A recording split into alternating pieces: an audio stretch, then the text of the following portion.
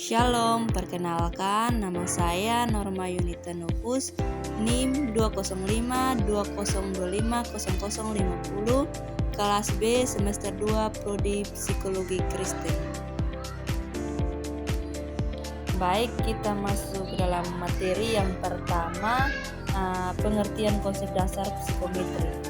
Konsep dasar psikometri adalah fondasi dalam bidang psikometri, yaitu ilmu yang mempelajari cara mengukur aspek-aspek psikologis seperti kecerdasan, kepribadian, sikap, minat, dan emosi secara objektif dan ilmiah. Baik, kita masuk yang ketujuan. Tujuan psikometri adalah untuk mengukur dan memahami aspek-aspek psikologis secara lebih objektif dan sistematis. Secara sederhana, psikometri membantu mengubah hal yang tidak terlihat seperti pikiran, perasaan, dan kemampuan menjadi data yang bisa dianalisis. Berikut tujuan psikometri yang utama. Pertama, mengukur kemampuan individu. Yang kedua, misalnya kecerdasan, bakat, atau kemampuan belajar seseorang. Yang ketiga, menilai kepribadian. Keempat, untuk mengetahui sifat, karakter, dan pola perilaku seseorang. Yang kelima, mengevaluasi kondisi psikologis. Yang keenam, seperti tingkat stres, kecemasan, atau kesehatan mental. Berikut, membantu pengambilan keputusan, digunakan dalam pendidikan atau penjurusan, pekerjaan atau rekrutmen, atau konseling. Berikut, membandingkan individu atau kelompok. Berikut, untuk melihat perbedaan atau persamaan antar orang berdasarkan hasil tes. Berikut, meningkatkan kualitas layanan. Yang terakhir, digunakan oleh psikolog, guru, atau HR untuk memberikan penanganan atau pembinaan yang tepat.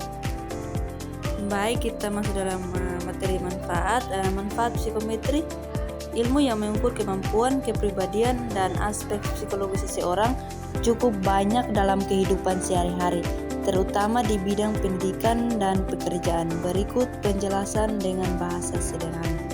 Yang pertama, mengukur kemampuan seseorang. Psikometri membantu mengetahui kemampuan seperti kecerdasan, bakat, atau keterampilan, misalnya tes IQ atau tes bakat. Yang kedua, mengetahui kepribadian. Dengan psikometri, kita bisa memahami sifat seseorang seperti apakah dia introvert atau extrovert, mudah bekerja sama atau tidak. Yang ketiga, membantu dalam pendidikan. Guru bisa mengetahui kemampuan dan kebutuhan siswa, sehingga cara mengajarnya bisa disesuaikan. Yang keempat, membantu seleksi kerja. Perusahaan menggunakan tes psikometri untuk memilih karyawan yang sesuai dengan posisi yang dibutuhkan. Yang kelima, membantu mengembangkan diri. Hasil tes bisa membantu seseorang mengenal dirinya lebih dalam sehingga tahu kelebihan dan kekurangannya. Yang keenam, membantu dalam konseling. Psikologi menggunakan psikometri untuk memahami masalah klien dan menentukan cara penanganan yang tepat. Materi yang berikut yaitu prinsip psikometri. Prinsip psikometri adalah dasar atau pedoman dalam menyusun dan menggunakan alat ukur psikologis seperti tes kepribadian, tes IQ, dan lain-lain. Berikut penjelasan sederhana prinsip-prinsipnya. Yang pertama, validitas. Alat ukur harus benar-benar mengukur apa yang ingin diukur. Contoh, tes kecerdasan harus benar-benar mengukur kecerdasan, bukan hal lain. Yang kedua, reliabilitas. Hasil pengukuran harus konsisten. Kalau seseorang tes hari ini dan besok hasilnya tidak jauh berbeda atau selama kondisinya sama. Yang ketiga, objektivitas. Penilaian tidak boleh dipengaruhi oleh pendapat pribadi. Siapapun yang menilai hasilnya tetap sama. Yang keempat, standarisasi. Tes harus memiliki aturan yang jelas atau cara mengerjakan waktu atau penilaian. Semua orang mengerjakan dengan kondisi yang sama. Yang kelima, norma. Hasil tes dibandingkan dengan kelompok lain, misalnya nilai kita dibandingkan dengan rata-rata orang lain. Yang keenam, sensitivitas. Tes harus peka dalam membedakan kemampuan tiap orang, artinya bisa melihat perbedaan kecil antara individu. Materi yang berikut yaitu variabel laten. Variabel laten adalah variabel yang tidak bisa dilihat atau diukur secara langsung karena sifatnya abstrak. Biasanya variabel ini berupa konsep dalam pikiran atau perasaan seseorang. Ciri-ciri tidak dapat diamati langsung, diukur melalui indikator atau variabel manifest, banyak digunakan dalam penelitian psikologi, pendidikan, dan sosial. Contoh, kecerdasan, motivasi, kepuasaan, kepercayaan diri. Cara mengukurnya, karena tidak bisa diukur langsung, variabel laten diukur melalui beberapa indikator. Contoh, variabel laten itu motivasi belajar, indikator rajin belajar, aktif di kelas, mengumpulkan tugas tepat waktu. Berikut variabel manifest. Variabel manifest adalah variabel yang bisa langsung diamati atau diukur secara nyata. Jadi, datanya terlihat dan bisa dikumpulkan secara langsung. Contoh, nilai ujian siswa, tinggi badan, jumlah kehadiran, skor kuesioner. Variabel ini biasanya digunakan dalam penelitian karena mudah diukur. Beda dengan variabel laten. Variabel manifest itu bisa dilihat langsung, contoh nilai atau skor. Variabel laten itu tidak bisa dilihat langsung, harus diukur lewat indikator, contoh kecerdasan, motivasi, dan kepribadian. Materi yang berikut yaitu pengukuran variabel laten. Pengukuran variabel laten adalah cara untuk mengukur sesuatu yang tidak bisa dilihat atau diukur langsung, tetapi bisa diketahui lewat indikator yang tampak. Apakah itu variabel laten? Variabel laten adalah konsep abstrak, misalnya kecerdasan, motivasi, kepuasan, kepercayaan diri. Hal-hal ini tidak bisa diukur langsung seperti tinggi badan atau berat badan. Bagaimana cara mengukurnya? Variabel laten diukur melalui variabel manifest atau indikator, yaitu hal-hal yang bisa diamati atau diukur. Contoh, motivasi belajar atau laten diukur dari semangat mengerjakan tugas, kehadiran di kelas, ketekunan belajar. Metode pengukuran, beberapa cara yang sering digunakan yaitu kuesioner atau angket, misalnya skala Likert, sangat setuju dan sangat tidak setuju. Tes psikologi untuk mengukur kemampuan atau kepribadian, observasi, melihat perilaku secara langsung. Materi yang berikut, variabel X. Variabel X adalah variabel bebas atau independen variabel, yaitu variabel yang mempengaruhi atau menjadi penyebab perubahan pada variabel lain. Penjelasan sederhana, variabel X itu bisa dibilang sebagai penyebab. Contoh, belajar itu X, mempengaruhi nilai ujian itu dalam kurung Y, artinya semakin rajin belajar X, nilai Y bisa meningkat. Jam tidur X mempengaruhi konsentrasi yaitu Y. Ciri-ciri variabel X bisa diubah atau dikontrol menjadi faktor penyebab, mempengaruhi variabel lain atau biasanya variabel Y. Kita masuk dalam materi berikut yaitu variabel Y. Variabel Y adalah variabel terikat atau dependent variabel, yaitu variabel yang dipengaruhi atau menjadi akibat dari variabel X. Penjelasan sederhana, kalau variabel X itu penyebab, maka variabel Y adalah hasil atau akibatnya. Contoh, belajar X, nilai ujian Y. Nilai ujian tergantung dari beberapa rajin belajar. Jam tidur dalam kurung X, konsentrasi dalam kurung Y. Konsentrasi dipengaruhi oleh lama tidur. Ciri-ciri variabel Y dipengaruhi oleh variabel lain atau X. Tidak bisa berdiri sendiri, menjadi hasil atau akibat. Yang berikut, variabel moderator. Variabel moderator adalah variabel yang mempengaruhi kuat atau lemahnya hubungan antara variabel X dan variabel Y. Penjelasan sederhana, variabel moderator itu seperti penguat atau pelemah hubungan. Contoh, belajar dalam kurung X, nilai ujian Y. Motivasi atau moderator artinya kalau motivasi tinggi, pengaruh belajar ke nilai makin kuat. Kalau motivasi rendah, berarti pengaruhnya jadi lemah. Contoh lain, stres X, kesehatan Y. Dukungan sosial atau moderator. Dukungan sosial bisa memperlemah dampak stres. Ciri-ciri variabel moderator tidak langsung jadi penyebab utama. Mengubah hubungan X dan Y bisa memperkuat atau memperlemah. Biasanya dilambangkan dengan huruf Z. Ringkasan itu X itu penyebab, Y itu akibat. Jadi moderator itu penguat atau pelemah hubungan X dan Y. berikut variabel kontrol. Variabel kontrol adalah variabel dalam suatu percobaan atau penelitian yang dibuat tetap atau dikontrol agar tidak memengaruhi hasil.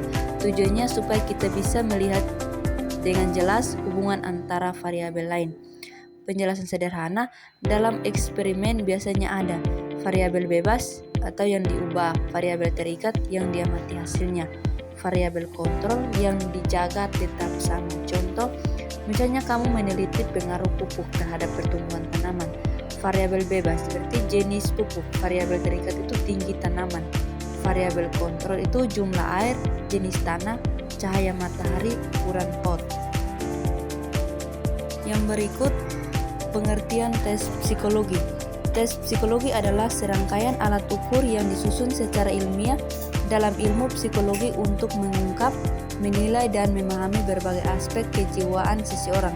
Aspek yang dimaksud meliputi kemampuan kognitif seperti kecerdasan dan cara berpikir, aspek efektif seperti emosi dan perasaan, serta aspek kognitif atau perilaku, yaitu tindakan, kebiasaan, dan kepribadian. Kedua, tes psikologi biasanya terdiri dari pertanyaan, tugas atau aktivitas tertentu yang harus dikerjakan oleh individu sesuai dengan petunjuk yang telah ditetapkan. Hasil dari tes ini kemudian dianalisis menggunakan standar tertentu sehingga dapat memberikan gambaran yang objektif mengenai kondisi psikologis seseorang. Karena itu, tes psikologi tidak dibuat secara sembarangan, tetapi harus melalui proses penyusunan, uji coba, validasi, dan standarisasi agar hasilnya dapat dipercaya.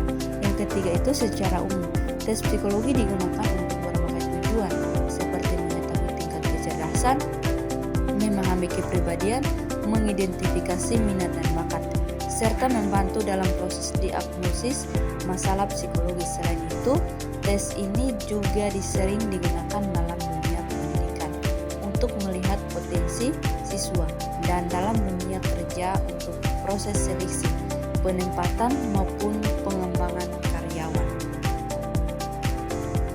Materi yang berikut yaitu tujuan psikologi.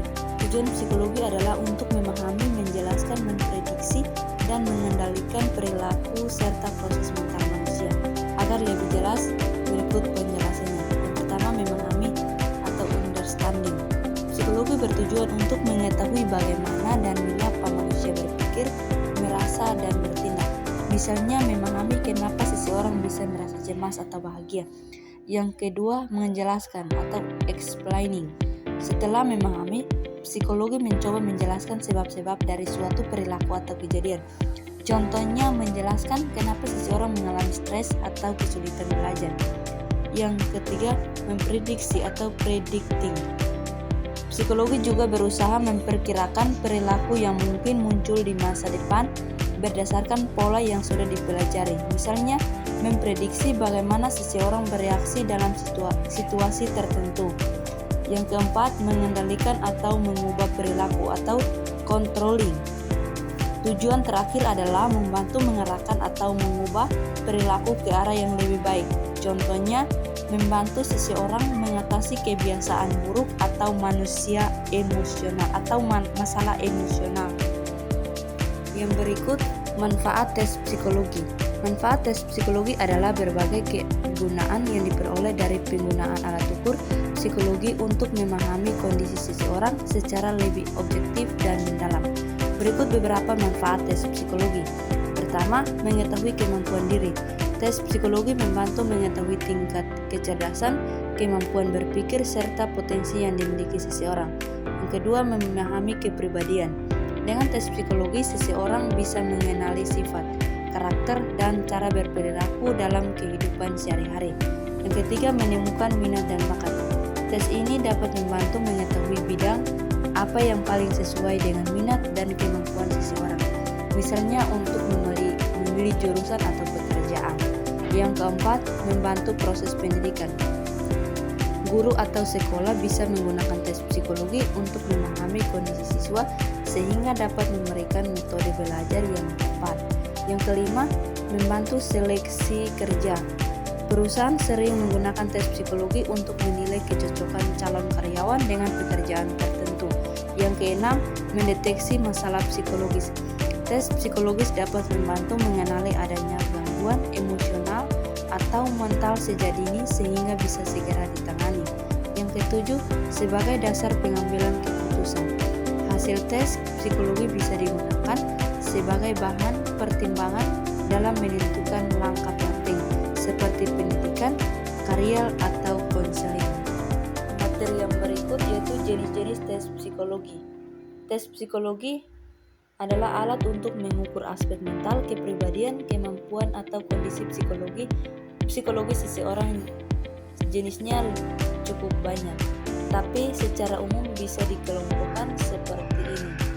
Yang pertama, tes inteligensi atau IQ test digunakan untuk mengukur tingkat kecerdasan seseorang. Contoh, WAIS atau Wechsler Adult Intelligence Scale. Yang kedua, yang berikut Stanford Binet. Terus yang berikut CFIT, Culture Fire Intelligence Test. Yang kedua, tes kepribadian untuk mengetahui karakter, sifat, dan pola perilaku seseorang. Contoh, MBTI. Yang berikut Big Five Personality Test. Yang berikut DISC. Yang ketiga, tes proaktif menggali kepribadian secara tidak langsung melalui interpretasi gambar atau cerita. Contoh, tes Rorschach atau tinta. Yang berikut TAT. Yang berikut tes gambar. Yang keempat, tes minat dan bakat untuk mengetahui minat serta potensi seseorang dalam bidang tertentu. Contoh, RMIB. Yang berikut tes Holland. Yang kelima, tes kemampuan mengukur kemampuan spesifik seperti logika, verbal, numerik, dan lain-lain. Contoh, tes kemampuan verbal, tes numerik, tes penalaran logis. Yang keenam, tes klinis atau diagnostik digunakan oleh psikologis atau psikiater untuk mendiagnosis gangguan mental. Contoh, MMPI. Berikut Beck di Depression Inventory. Yang ketujuh, tes psikologi kerja atau psikotes. Sering digunakan dalam seleksi kerja, biasanya gabungan dari tes IQ, tes kepribadian, tes kemampuan kerja, atau ketelitian kecepatan, dan lain-lain. Materi yang berikut yaitu teori tes klasik. Teori tes klasik adalah teori dalam psikometri yang digunakan untuk memahami bagaimana skor tes mencerminkan kemampuan sebenarnya seseorang. Pengertian sederhana, teori ini mengatakan bahwa nilai yang kamu dapat di tes tidak sepenuhnya mencerminkan kemampuan asli, karena bisa dipengaruhi oleh kesalahan atau error. Rumusan utama, keterangan X observed atau skor sama dengan skor yang kamu dapat atau nilai nyata. T true score, kemampuan sebenarnya. E error, kesalahan pengukuran, misalnya gugup, soal tidak jelas, kondisi badan, dan lain-lain.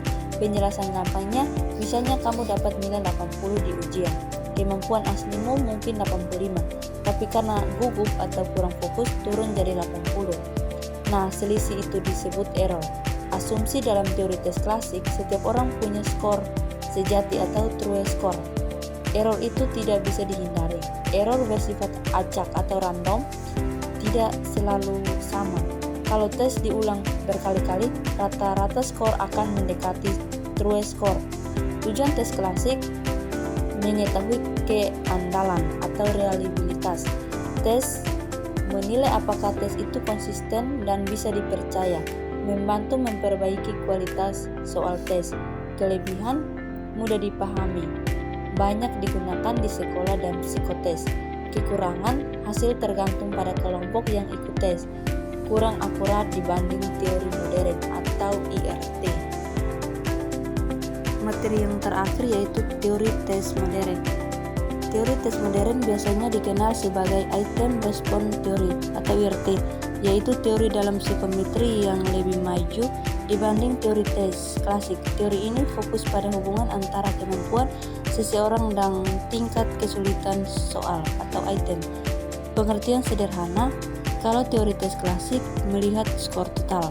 Teori tes modern melihat setiap soal secara detail dan bagaimana seseorang menjawabnya berdasarkan kemampuannya. Konsep utama dalam IRT ada 3 hal penting. Pertama, yang itu kemampuan individu. Tingkat kemampuan seseorang, karakteristik soal atau item. Setiap soal punya parameter. Kesulitan B, seberapa sulit soal. Daya beda A, kemampuan soal membedakan orang pintar dan kurang. Tebakan C, kemudian menjawab benar karena menembak. Peluang menjawab benar. Dihitung berdasarkan kemampuan dan karakteristik soal. Contoh sederhana, orang dengan kemampuan tinggi, peluang benar soal sulit lebih besar. Orang dengan kemampuan rendah lebih sering salah di soal sulit. Jadi bukan cuma nilai akhir, tapi pola jawaban juga diperhatikan. Ciri-ciri tes modern fokus pada setiap item soal, lebih akurat dan objektif, tidak terlalu bergantung pada kelompok peserta.